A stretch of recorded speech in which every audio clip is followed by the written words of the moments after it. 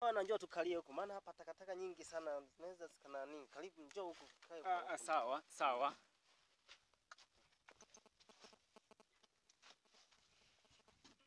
Kaya kwa huko ndugu yangu mama. Sawa kabisa. Sasa ndugu yangu, mimi bana. Sawa.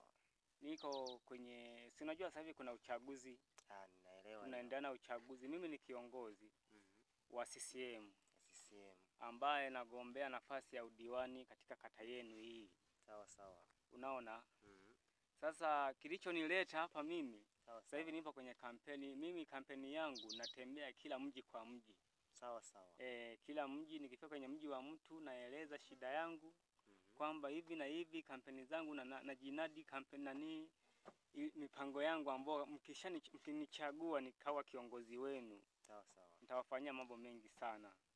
Nitawafanyia mambo mengi katika maendeleo ya kata yenu hii ndani vijiji kwa hata mpaka kwenye miji ya watu. Kwa mfano mimi ukinichagua wewe, cha kwanza hapa nitakujengea nyumba. Nitakujengea nyumba nzuri. Sawa.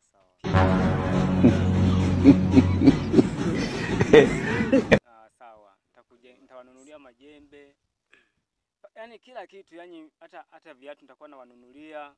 Sawa. Yaani hata kama ukisema nyumbani kwako wote ni wavalisha hadi wake wako nguo zote nawanunulia. Yaani usinunue chochote. Sawa.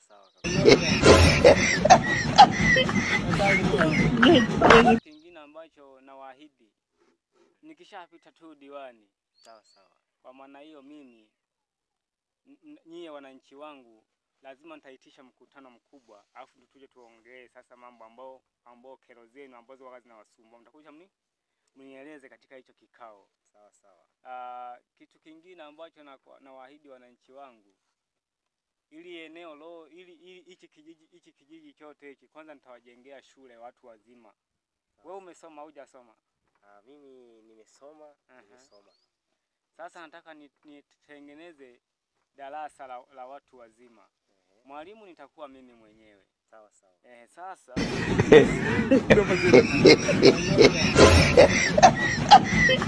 mimi naenda naorozesha majina ya watu ambao wananchi wangu, na waorozesha majina ili niwatambue kabisa hata kama